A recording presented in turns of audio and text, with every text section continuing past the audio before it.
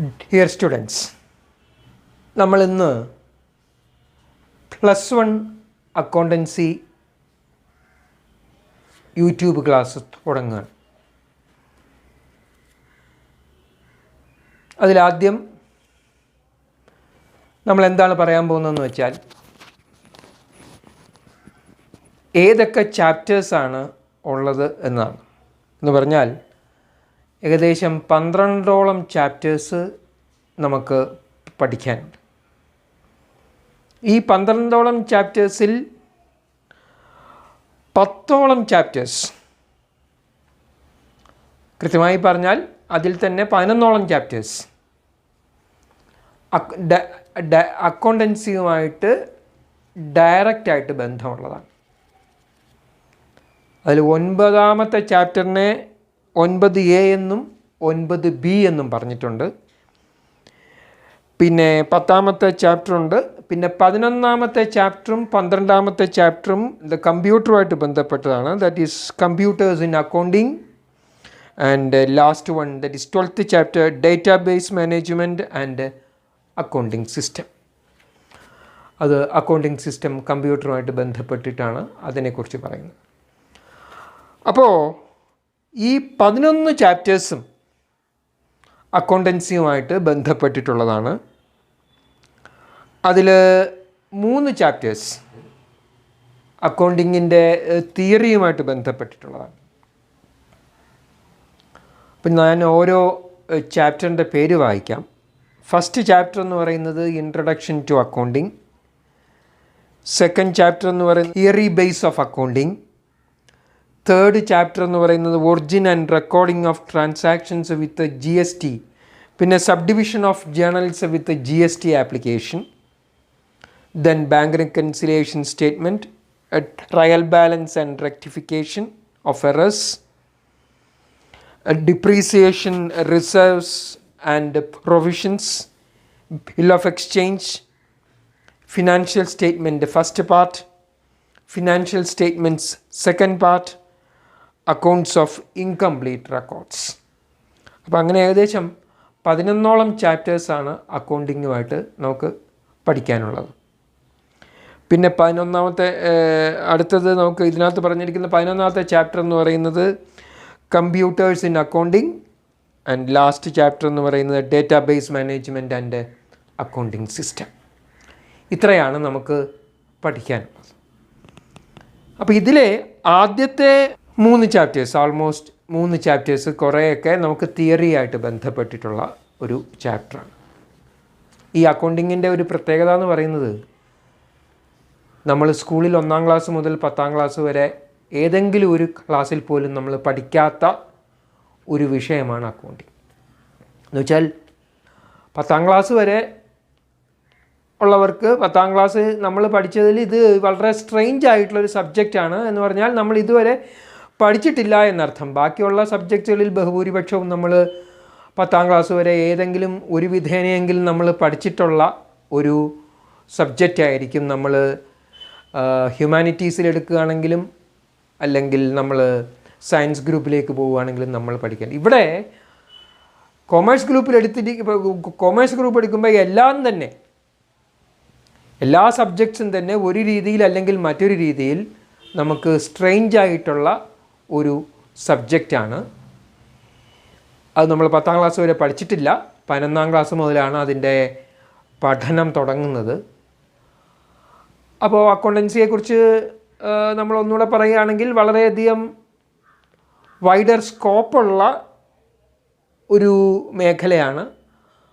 വളരെയധികം അധ്വാനിക്കുന്ന കുട്ടികൾക്ക് വളരെയധികം പല വിധത്തിലും അവർക്ക് ജോലി കിട്ടാനും ഉന്നത ജോലി കിട്ടാനും വളരെയധികം ശമ്പളം കിട്ടാനും അങ്ങനെയൊക്കെയുള്ള വളരെയധികം സാധ്യതകളുള്ള ഒരു മേഖലയാണ് ഇത്. എന്ന് വെച്ചാൽ അത്യധ്വാനം ചെയ്താൽ മാത്രമേ എന്തെങ്കിലും ഗുണമുണ്ടാകൂ എന്നർത്ഥം.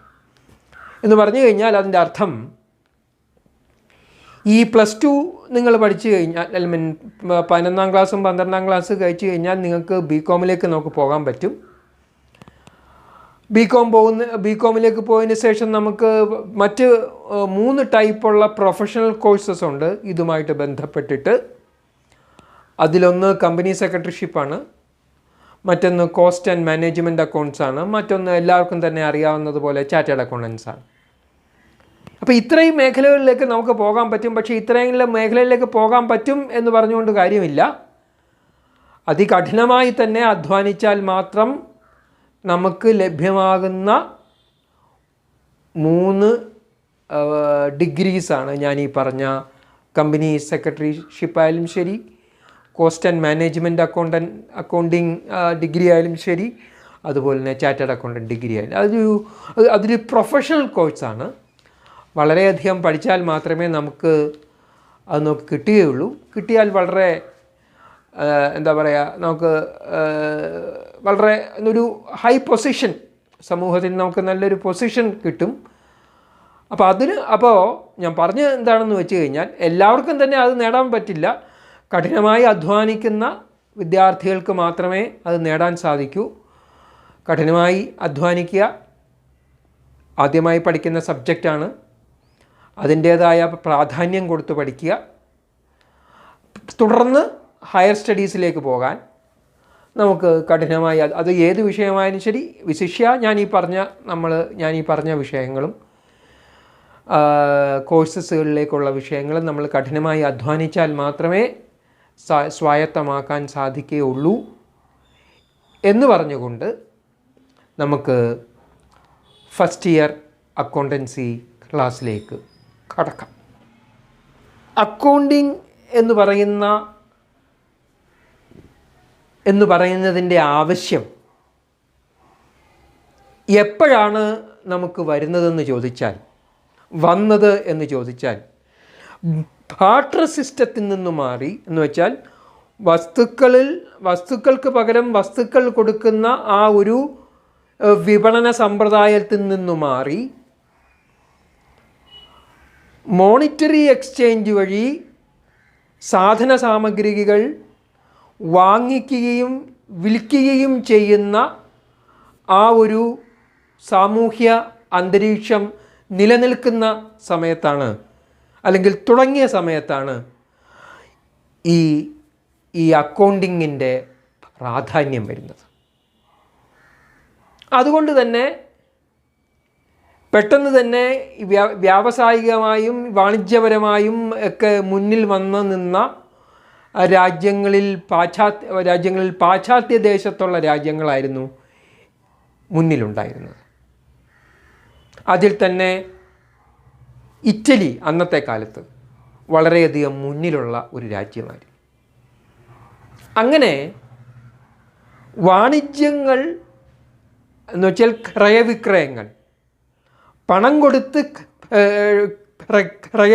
ക്രയവിക്രയങ്ങൾ, കൊടുക്കൽ വാങ്ങൽ നടത്തുന്നത് റെക്കോർഡ് ചെയ്യാൻ വേണ്ടിയിട്ടാണ് നമ്മൾ അക്കൗണ്ടിങ് എന്ന് പറയുന്ന ഒരു സമ്പ്രദായം തുടങ്ങുന്നത്.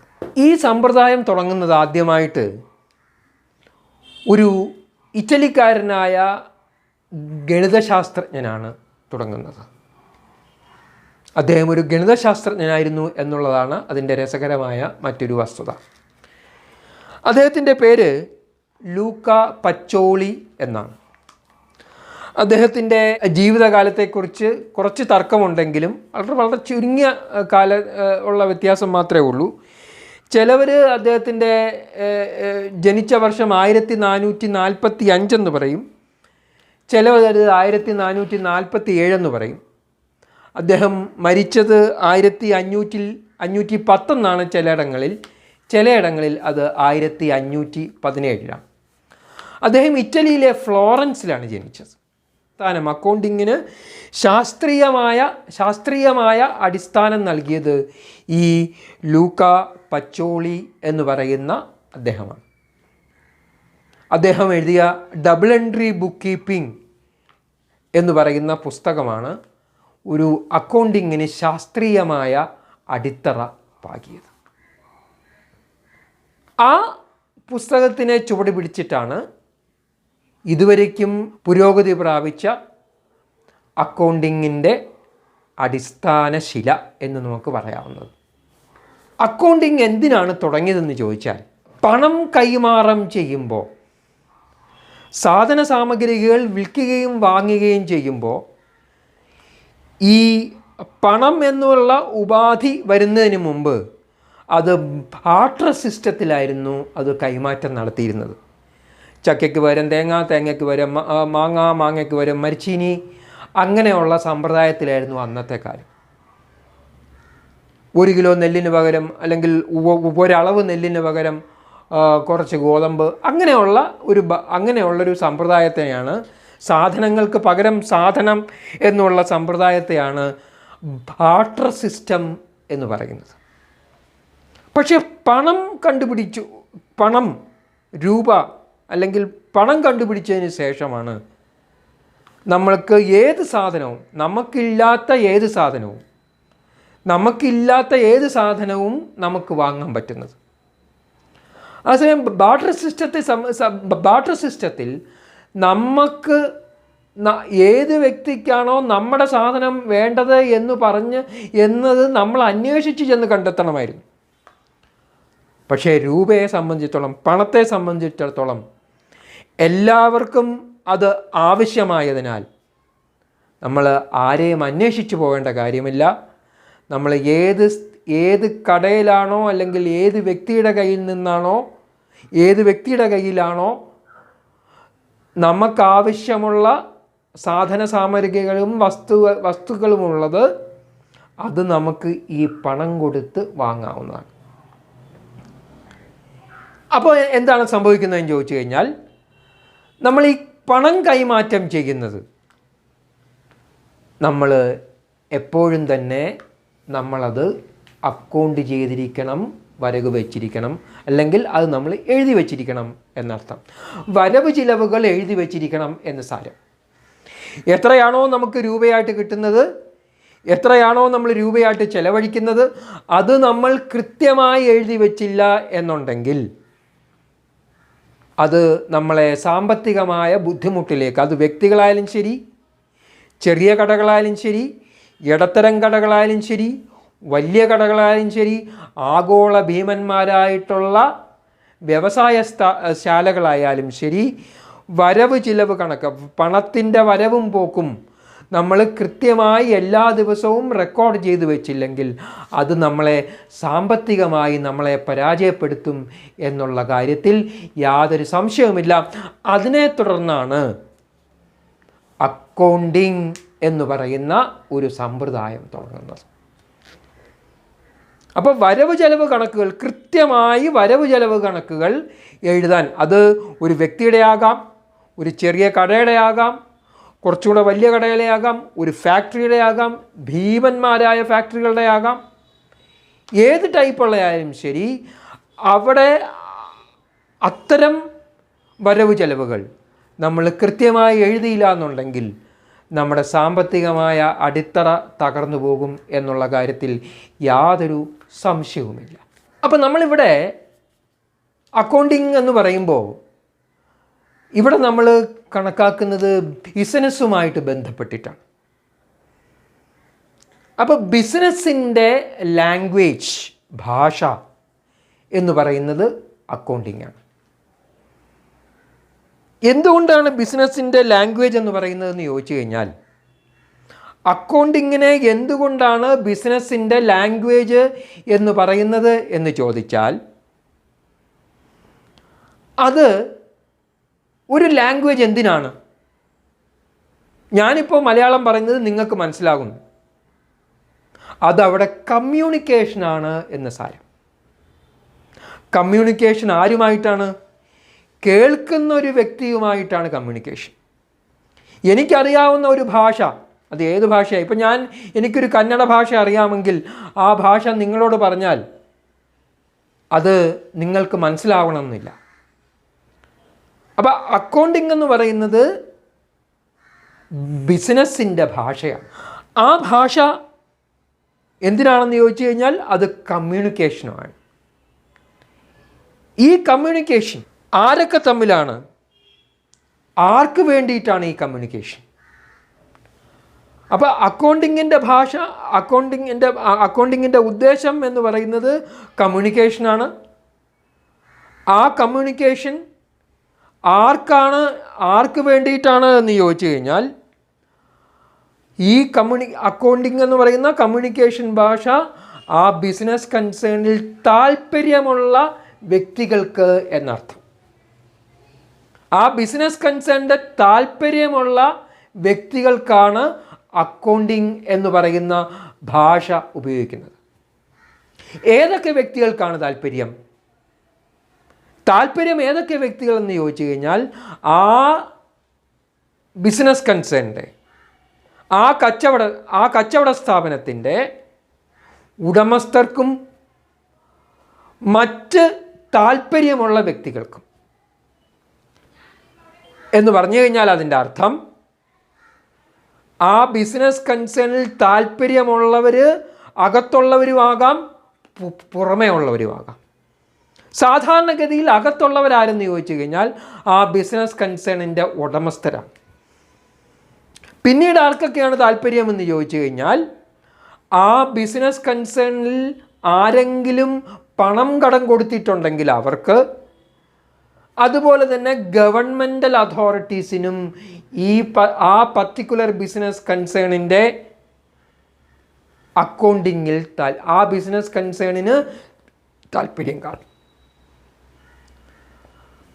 അപ്പോൾ ആ ബിസിനസ് കൺസേണിൽ അകത്തുള്ള വ്യക്തികൾക്കും താല്പര്യം കാണാം, ആ ബിസിനസ് കൺസേണിൻ്റെ പുറമേ ഉള്ള വ്യക്തികൾക്കും താല്പര്യം കാണാം. അപ്പോൾ അങ്ങനെയുള്ള വ്യക്തികൾക്ക് നമ്മൾ എന്ത് ചെയ്യുന്നു?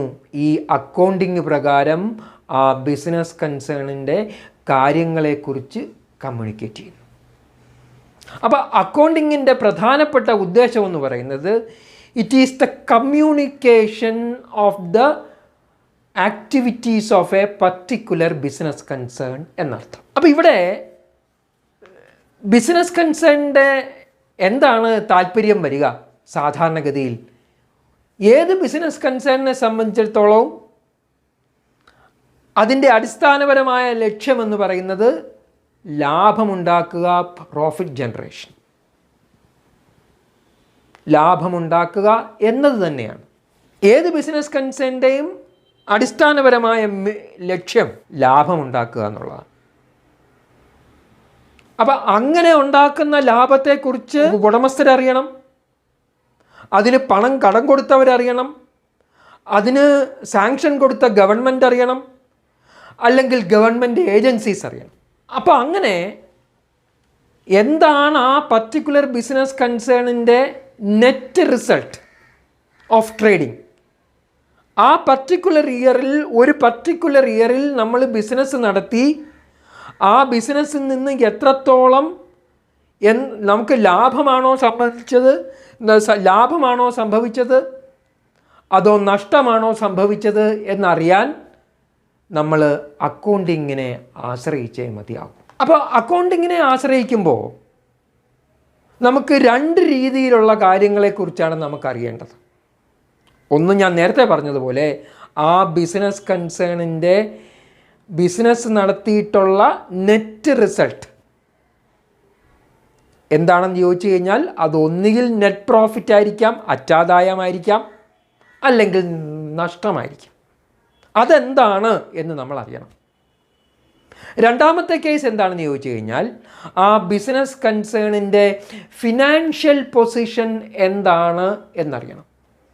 എന്ന് വെച്ചാൽ ആ ബിസിനസ് കൺസേണിൻ്റെ സാമ്പത്തിക നില എന്താണ് എന്ന് നമുക്കറിയണം. അപ്പോൾ രണ്ട് കാര്യങ്ങളാണ് അറിയേണ്ടത്. ഒന്ന്, ബിസിനസ് കൺസേണ് ബിസിനസ് നടത്തി അതിൽ നിന്നും നമുക്ക് ലാഭമാണോ സംഭവിച്ചത് അതല്ല നഷ്ടമാണോ സംഭവിച്ചതെന്ന് എന്നറിയണം. എന്ന് പറഞ്ഞാൽ അതിൻ്റെ അർത്ഥം ഒരു ബിസിനസ് കൺസേൺ ഏത് തീയതിക്ക് മുതൽ സ്റ്റാർട്ട് ചെയ്തോ അന്ന് മുതൽ ആ ബിസിനസ് കൺസേൺ ഒരു കൊല്ലത്തിൻ്റെ അവസാനം നമ്മൾ അക്കൗണ്ട് എഴുതി അതിൽ നിന്നും നമുക്ക് ലാഭമാണോ നഷ്ടമാണോ എന്ന് നമ്മൾ മനസ്സിലാക്കുന്നു. എന്നതിന് ശേഷം പിന്നെ നമ്മൾ എന്ത് മനസ്സിലാക്കുന്നു എന്ന് ചോദിച്ചു കഴിഞ്ഞാൽ ആ ബിസിനസ് കൺസേണിൻ്റെ ഫിനാൻഷ്യൽ പൊസിഷൻ, സാമ്പത്തിക സ്ഥിതി നമ്മൾ മനസ്സിലാക്കുന്നത് ആദ്യം മുതൽ അവസാനം വരെ ഉള്ള ഡേറ്റിനല്ല. ഒരു സാധാരണഗതിയിൽ ഒരു ബിസിനസ് കൺസേൺ അക്കൗണ്ട് എഴുതി അവസാനത്തെ ഡേറ്റിനാണ് നമ്മൾ ആ ബിസിനസ് കൺസേണിൻ്റെ സാമ്പത്തിക സ്ഥിതി, ഫിനാൻഷ്യൽ പൊസിഷൻ, സാമ്പത്തിക നിലവാരം എന്താണ് എന്ന് മനസ്സിലാക്കുന്നത്. അവിടെയാണ് ഈ രണ്ട് കാര്യങ്ങൾ നമ്മൾ മനസ്സിലാക്കാൻ വേണ്ടിയിട്ടാണ്. ഒന്നുകിൽ അതിൻ്റെ ലാഭനഷ്ടങ്ങൾ എത്രയാണെന്ന് മനസ്സിലാക്കുവാനും അതുപോലെ തന്നെ സാമ്പത്തിക സ്ഥിതി എന്താണ് എന്ന് മനസ്സിലാക്കുവാനും വേണ്ടിയിട്ടാണ് അക്കൗണ്ടിങ്ങിൻ്റെ ആവശ്യകത അപ്പോഴാണ് വരുന്നത്. അപ്പോൾ അക്കൗണ്ടിങ്ങിൻ്റെ ആവശ്യകത നമ്മൾ എപ്പോഴാണ് വരുന്നതെന്ന് ചോദിച്ചു കഴിഞ്ഞാൽ നമ്മുടെ സാമ്പത്തിക സ്ഥിതി മനസ്സിലാക്കുവാനും അതുപോലെ തന്നെ നമ്മുടെ ബിസിനസ് കൺസേണിൻ്റെ ലാഭനഷ്ടങ്ങൾ മനസ്സിലാക്കുവാനും വേണ്ടിയിട്ടാണ് നമ്മൾ അക്കൗണ്ടിങ്ങിനെ ആശ്രയിക്കുന്നത്. സാധാരണഗതിയിൽ ഒരു അക്കൗണ്ടിങ്ങിനെ ആശ്രയിക്കുമ്പോൾ ആ ബിസിനസ് സ്ഥാപനത്തിൻ്റെ, ആ ബിസിനസ് കൺസേണിൻ്റെ ട്രാൻസാക്ഷൻസ് വളരെയധികം കൂടിയിരിക്കും.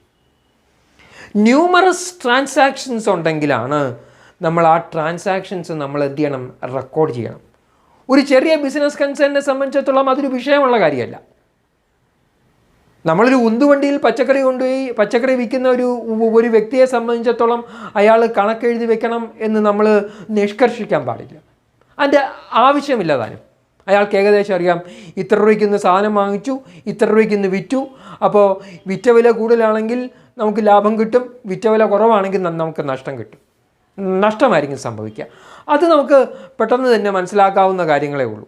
രാവിലെ എത്ര രൂപയ്ക്ക് സാധനം വാങ്ങിച്ചു, വൈകുന്നേരം എത്ര രൂപ ക്യാഷ് ബോക്സിലുണ്ട്, അത് തമ്മിലുള്ള വ്യത്യാസം നോക്കിക്കഴിഞ്ഞാൽ അന്ന് നമുക്ക് ലാഭത്തിനാണോ വിറ്റത്, അന്നത്തെ സെയിൽ ലാഭത്തിനായിരുന്നോ അതോ അന്നത്തെ സെയിൽ നഷ്ടത്തിലായിരുന്നോ എന്ന് നമുക്ക് മനസ്സിലാക്കാൻ പറ്റും. പക്ഷേ ഒരു ഹ്യൂജ് ബിസിനസ് കൺസേണിനെ സംബന്ധിച്ചിടത്തോളം, അല്ലെങ്കിൽ ന്യൂമറസ് ട്രാൻസാക്ഷൻസ്, വളരെയധികം ക്രയവിക്രയങ്ങളുള്ള ഒരു ബിസിനസ് കൺസേണിനെ സംബന്ധിച്ചിടത്തോളം ആണെങ്കിൽ നമ്മൾ ആ കണക്കുകളെല്ലാം തന്നെ, എല്ലാ ട്രാൻസാക്ഷൻസും നമ്മൾ റെക്കോർഡ് ചെയ്ത് വെക്കണം.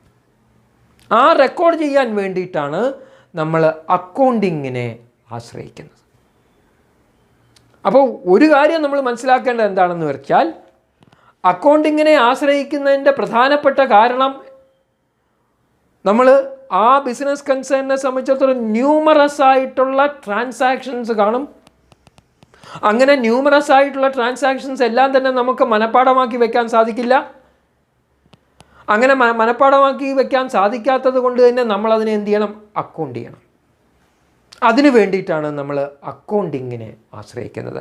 അതേസമയം ഒരു വളരെ ചെറിയൊരു ബിസിനസ് കൺസേണിനെ സംബന്ധിച്ചിടത്തോളം, ഞാൻ നേരത്തെ പറഞ്ഞ പോലെ ഉന്തുവണ്ടിയിൽ വെച്ച് വിൽക്കുന്ന ഒരു ബിസിനസ്സിനെ സംബന്ധിച്ചിടത്തോളം, അങ്ങനെ ഉന്തുവണ്ടിയിൽ വെച്ച് വിൽക്കുന്ന വ്യക്തിക്ക് അയാൾ അക്കൗണ്ട് എഴുതി വെക്കണം എന്നില്ല. എന്തുകൊണ്ട്? അയാൾ ഇത്ര രൂപയ്ക്ക് രാവിലെ സാധനം വാങ്ങിച്ചു, ആ സാധനം അയാൾ ഇത്ര രൂപയ്ക്ക് വിൽക്കുന്നു, വിറ്റ് കിട്ടിയ കാശ് വാങ്ങിക്കാൻ വേണ്ടി ചിലവഴിച്ച കാശിനെക്കാട്ടിലും കൂടുതലാണെങ്കിൽ അയാൾക്കത് ലാഭം കിട്ടും. അതേസമയം വിറ്റ് കിട്ടിയ കാശ് വാങ്ങിക്കാൻ വേണ്ടി ഉപയോഗിച്ച കാശിനെക്കാട്ടിലും കുറവായിട്ടാണ് കിട്ടുന്നതെങ്കിൽ സ്വാഭാവികമായും അത് നഷ്ടമായിരിക്കും എന്ന് സാരം. അപ്പോൾ അതിനധികം അക്കൗണ്ടിങ്ങുമായിട്ട് ബന്ധപ്പെട്ടിട്ടുള്ള കാര്യങ്ങളൊന്നും വേണ്ട. പക്ഷേ ന്യൂമറസ് ട്രാൻസാക്ഷൻസ് ഉള്ള, വളരെയധികം ട്രാൻസാക്ഷൻസ് ഉള്ള, വളരെയധികം ക്രയവിക്രയങ്ങൾ നമ്മൾ റെക്കോർഡ് ചെയ്യണമെന്നുണ്ടെങ്കിൽ അതിന് നമ്മൾ എന്ത് ചെയ്യണം, അക്കൗണ്ടിങ്ങിനെ ആശ്രയിച്ച് തന്നെ മതിയാവും. അപ്പോൾ ഇങ്ങനെയുള്ള ട്രാൻസാക്ഷൻസ് ഞാൻ നേരത്തെ പറഞ്ഞ പോലെ അക്കൗണ്ടിങ്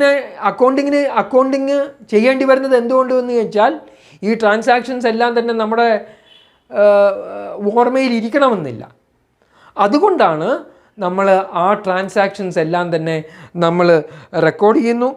റെക്കോർഡ് ചെയ്യാൻ നമ്മൾ അക്കൗണ്ടിങ് എന്ന് പറയുന്ന ഒരു മെത്തേഡിനെ നമ്മൾ ഉപയോഗിക്കുന്നു. ഇതാണ് നമ്മൾ അക്കൗണ്ടിങ്ങുമായിട്ട് ബന്ധപ്പെട്ട് ആമുഖമായിട്ട് നമുക്ക് പഠിക്കാനുള്ളത്. അപ്പോൾ ഇതാദ്യം നിങ്ങൾ പഠിക്കുക. എന്നതിന് ശേഷം ഇതിനകത്ത് ഇനി എന്തെങ്കിലും സംശയം വല്ലതും വരികയാണെങ്കിൽ ഞാൻ കമൻറ്റ് ബോക്സിൽ കൊടുത്തിരിക്കുന്ന ആ ഇമെയിൽ അഡ്രസ്സിലേക്ക് നിങ്ങൾ മെയിൽ ചെയ്ത് കഴിഞ്ഞാൽ ഞാൻ അതിൻ്റെ ഉത്തരം അയച്ചു തരുന്നതായിരിക്കും. Thank you very much.